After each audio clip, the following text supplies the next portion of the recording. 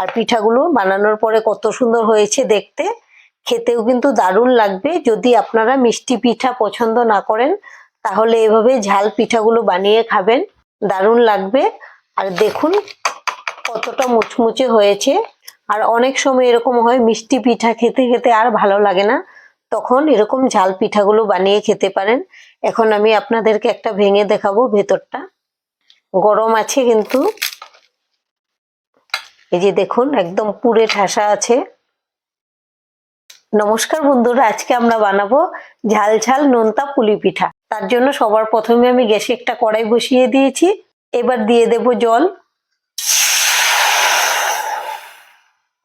কড়াইটা আমি আগেই বসিয়ে রেখেছিলাম, তাই কড়াইটা গরমই ছিল, দেওয়ার সঙ্গে সঙ্গে জলটাও গরম হয়ে গেছে। এবার দিয়ে দেব লবণ।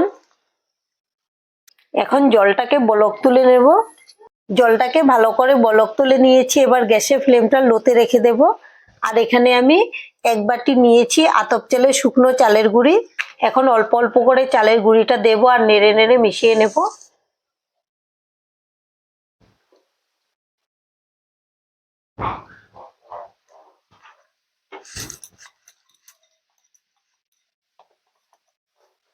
এখন খুব ভালো করে মিশিয়ে নেব।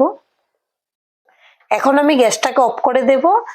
আর জলটা শুকিয়ে দেখুন আমাদের চালের গুঁড়িগুলো কিন্তু খুব সুন্দর করে সেদ্ধ হয়ে গেছে। আর এখন ঝরঝরে দেখা যাচ্ছে, কিন্তু এটা মেখে নিলে খুব সুন্দর ডো হয়ে যাবে। এই যে দেখুন খুব ভালো করে কিন্তু সেদ্ধ হয়ে গেছে।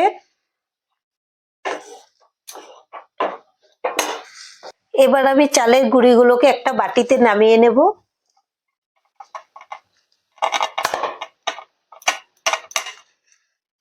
আর এগুলো অল্প ঠান্ডা হওয়ার পর যেন আমি হাত দিয়ে ধরতে পারি, ঠিক এরকম ঠান্ডা হলে আমি এগুলোকে সুন্দর করে মেখে একটা ডো তৈরি করে নেব। এখন আমি ঢেকে রেখে দিচ্ছি। আর যতক্ষণ রেস্টে থাকবে চালের গুঁড়িগুলো, এদিকে আমি পুরটা বানিয়ে নেব। তার জন্য গ্যাসে একটা প্যান বসিয়েছি আর দিয়েছি সাদা তেল। তেলটাকেও ভালো করে গরম করে নিলাম। এবার দিয়ে দেব গোটা জিরে,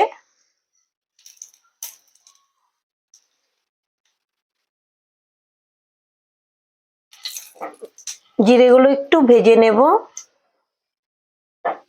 এখন এখানে নিয়েছি আদা কুচি, আদা কুচিটাও দিয়ে দেব। আমি পিঠাগুলো একদম নিরামিষভাবে করব, তাই আমি পেঁয়াজ রসুন কিছু ব্যবহার করছি না। আর পিঠাতে বিশেষ করে পেঁয়াজ রসুন দিলে বেশি ভালোও লাগে না, কিন্তু আপনারা যদি পছন্দ করেন দিয়ে দিতে পারেন এখানে পেঁয়াজ কুচি রসুন কুচি। এবার আমি আদাগুলোকে ভেজে নেব।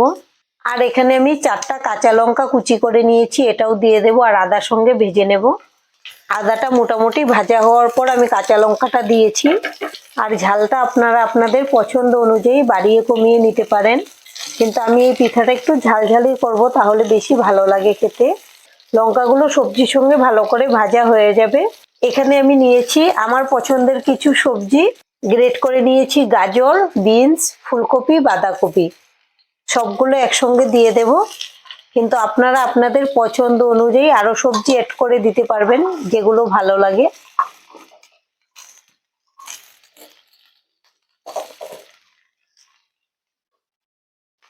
আর আমি সবগুলো সবজি ভালো করে কেটে ধুয়ে আগে থেকে রেখে দিয়েছিলাম।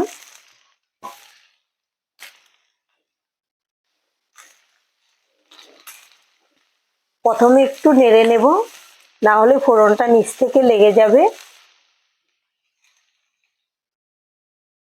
এখন দিয়ে দেব স্বাদ অনুযায়ী লবণ। এবার লবণের সঙ্গে খুব ভালো করে নেড়েচেড়ে মিশিয়ে নেব।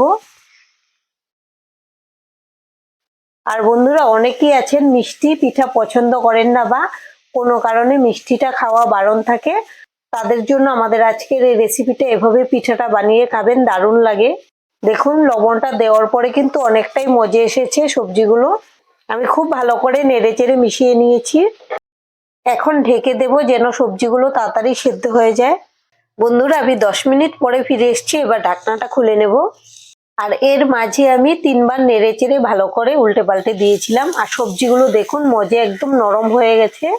আর পিঠার জন্য এরকম নরম সবজি দরকার।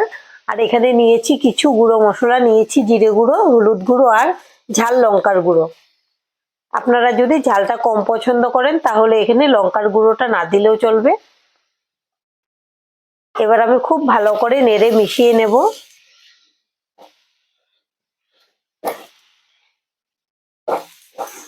মশলার সঙ্গে খুব ভালো করে ভেজে নিতে হবে, যেন মশলার কাঁচা গন্ধটা চলে যায়। আমি মশলা দিয়ে 3 মিনিটের মতো ভেজে নিলাম, আর এভাবে স্প্যাচুলা দিয়ে একদম চেপে চেপে সফট করে দিয়েছি সবজিটা। এবার আমি গ্যাসটাকে অফ করে সবজিটা ঠান্ডা করে নেব।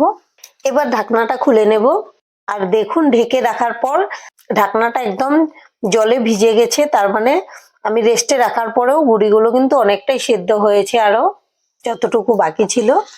এবার এগুলোকে খুব ভালো করে মেখে নেব, আর একদম সফট হয়েছে। দেখুন বন্ধুরা, হয়তো দেখতে পাচ্ছেন যে ঝরঝরে, কিন্তু আমাদের ডোটা কিন্তু খুব সুন্দরভাবে হয়ে গেছে।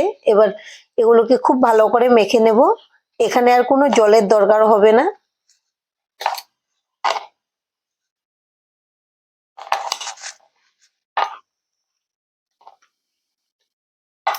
আমি ডোটাকে ভালো করে মেখে নিয়েছি, তবে আরেকটু আমি চপিং বোর্ডে রেখে ভালো করে মেখে নেব আমার সুবিধার জন্য। বাটিটা উঁচু, তাই একটু মাখতে অসুবিধে হচ্ছে।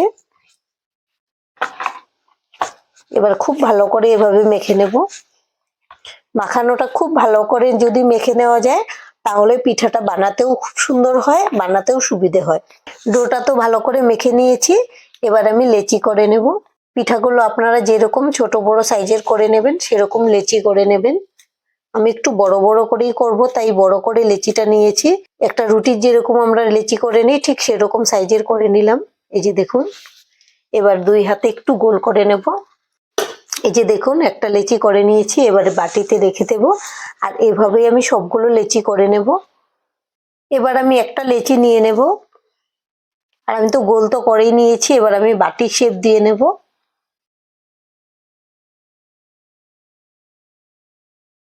এই যে দেখুন, বাটির মতো করে নিয়েছি। এবার আমি চামচ দিয়ে পুরটা নিয়ে নিলাম, মাঝ বরাবর দিয়ে দিয়েছি। এখন 2 সাইড চেপে আটকে দেব এভাবে।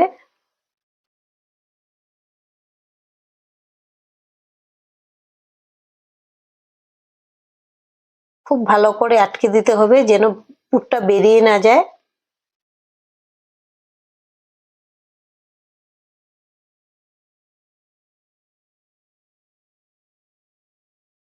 এখন একটু শেপ দিয়ে নেব পুলি পিঠার।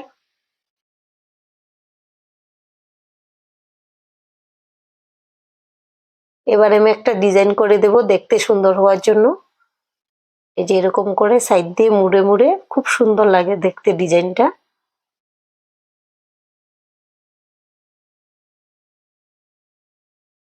আর আমি শুধু চালের গুঁড়ি দিয়ে বানিয়েছি, তাই একটু পিঠাগুলো ফেটে ফেটে যাচ্ছে। আপনারা চাইলে যদি একটু ময়দা দিয়ে মেখে নেন, তাহলে কিন্তু একটুকু ফাটবে না, খুব সুন্দর হবে, তেল তেলে হবে দেখতে।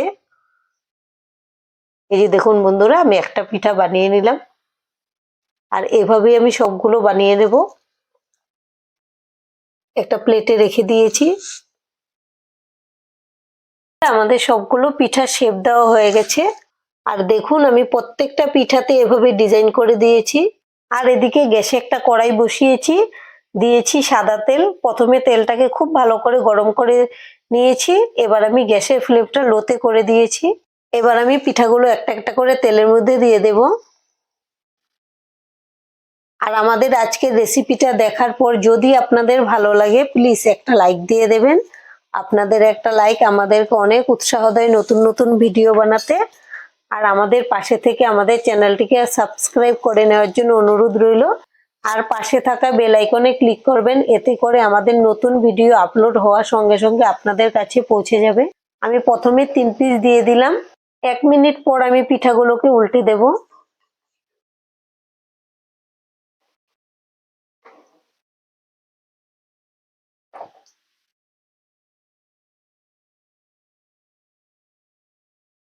পিঠাগুলো বড় হওয়ার জন্য উল্টানোটা একটু অসুবিধা হচ্ছে, যেহেতু গরম তেল ছিটকানোরও ভয় থাকে, তাই আমি খুব হালকাভাবে উল্টে দিচ্ছি।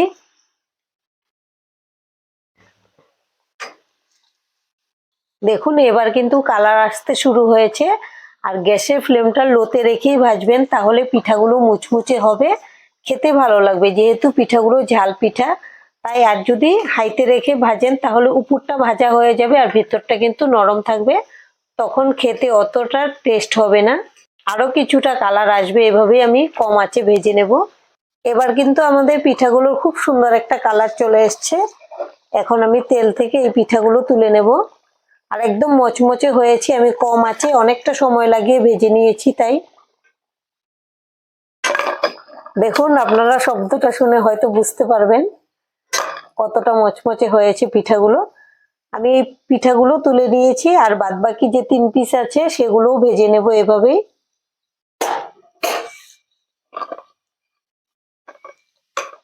এখন গরম আছে, তবুও দেখুন কত শব্দ হচ্ছে, মচমচে হয়েছে। এই 3 পিস পিঠাও আমি দিয়ে দেব।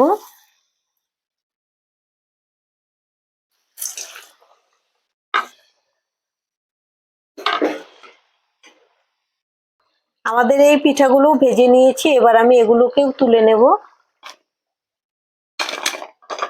দেখুন বন্ধুরা, আমাদের সবগুলো ঝালপুলি পিঠা ভাজা হয়ে গেছে। আর পিঠাগুলো বানানোর পরে কত সুন্দর হয়েছে দেখতে, খেতেও কিন্তু দারুণ লাগবে। যদি আপনারা মিষ্টি পিঠা পছন্দ না করেন, তাহলে এভাবে ঝাল পিঠাগুলো বানিয়ে খাবেন, দারুণ লাগবে। আর দেখুন কতটা মুচমুচে হয়েছে। আর অনেক সময় এরকম হয়, মিষ্টি পিঠা খেতে খেতে আর ভালো লাগে না, তখন এরকম ঝাল পিঠাগুলো বানিয়ে খেতে পারেন। এখন আমি আপনাদেরকে একটা ভেঙে দেখাবো ভেতরটা। গরম আছে কিন্তু, এই যে দেখুন একদম পুরে ঠাসা আছে।